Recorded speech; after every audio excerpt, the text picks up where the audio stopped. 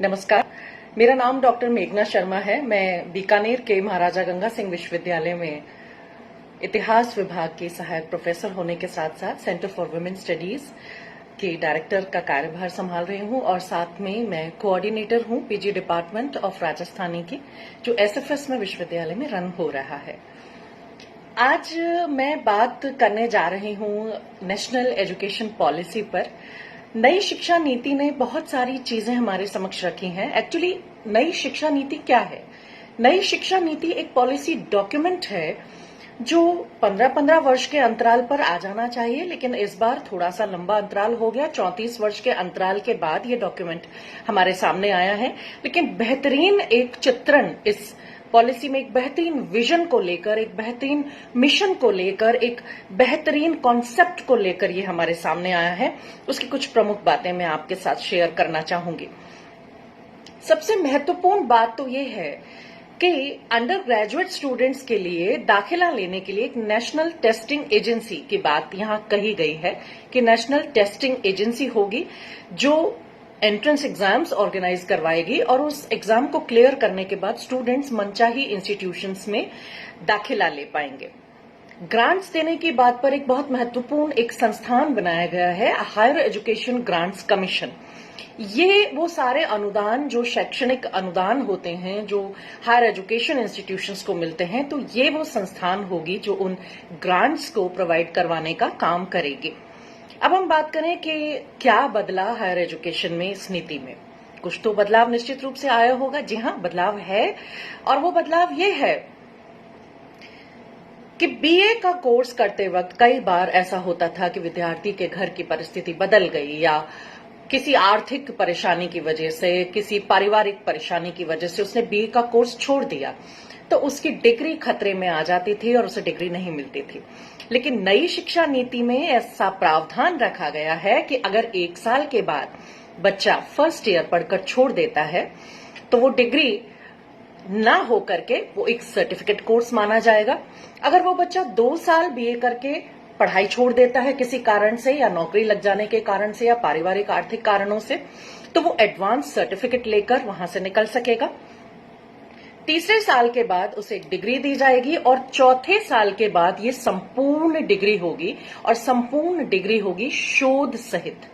तो बीए को 4 साल का करने का प्रावधान है और ये 2030 तक का एक विजन तैयार किया गया है कि 2030 तक ये सारी चीजें इतनी रेगुलराइज हो जाएंगी कि आप और हम, जो आज हम इसे पढ़ रहे हैं, बार बार समझने की कोशिश कर रहे हैं कि ये पॉलिसी डॉक्यूमेंट क्या कहता है, कई बार क्लिष्ट भी लगता है, लेकिन ये सारी चीजें रेगुलराइज होने की तैयारी में ये डॉक्यूमेंट लाया गया है और इस पर बात होना जरूरी है, और हम बात कर भी रहे हैं।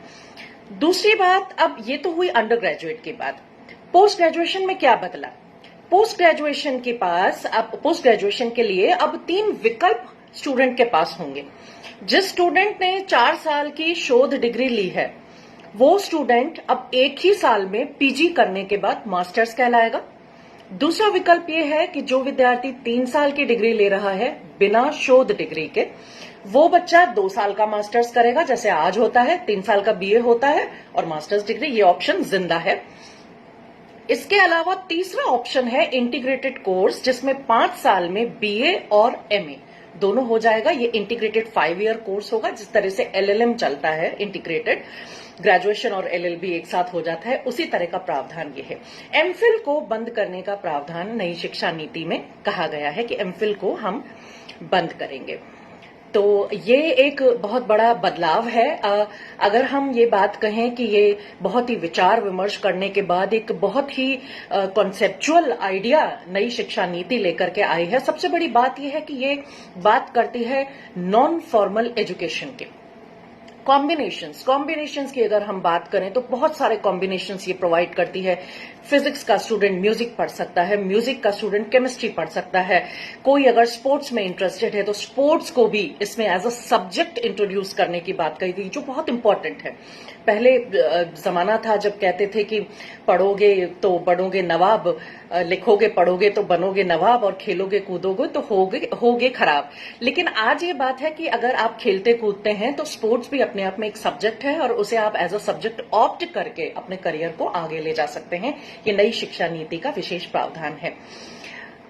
इसके अलावा एक जो विशेष बात यह है कि नॉन फॉर्मल एजुकेशन होने के नाते बहुत सारे रोजगार के मौके, रोजगार के बहुत सारे अवसर नई शिक्षा नीति प्रदान करेगी।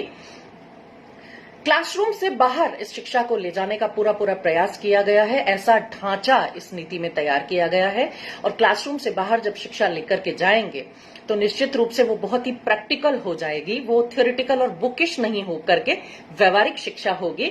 और आज चूंकि हम कोरोना काल से गुजर रहे हैं, ये काल हमें एक तरह से बहुत पतन की ओर ले जा रहा है। बिजनेस डैमेज हो गया है, डिस्ट्रॉय हो गया है, इकोनॉमी को बहुत नुकसान पहुंचा है। तो ऐसे काल में रोजगार उन्मुखी शिक्षा को अगर हम अपनाते हैं तो वो हमारी युवा पीढ़ी के लिए बहुत ही शानदार प्रयास कहा जाएगा। इस तरह से इस शिक्षा नीति में वैसे तो बहुत कुछ है बात करने के लिए, लेकिन चूंकि मुख्य पॉइंट्स मैंने हाईलाइट किए हैं तो मैं समझती हूं कि इन पॉइंट्स को लेकर यदि शिक्षा नीति को देखा जाएगा तो हम इसकी आत्मा को समझने का प्रयास कर सकेंगे। और जब हम इसकी आत्मा को समझने का प्रयास कर सकेंगे तो निश्चित रूप से हमें पता चलेगा कि इसमें क्या कुछ बदलाव आया है और क्या कुछ बेहतरी इसमें की गई है हायर एजुकेशन में और प्राइमरी एजुकेशन में। चूंकि मैं हायर एजुकेशन से जुड़ी हुई हूं इसलिए मैंने उच्च शिक्षा की बात की है।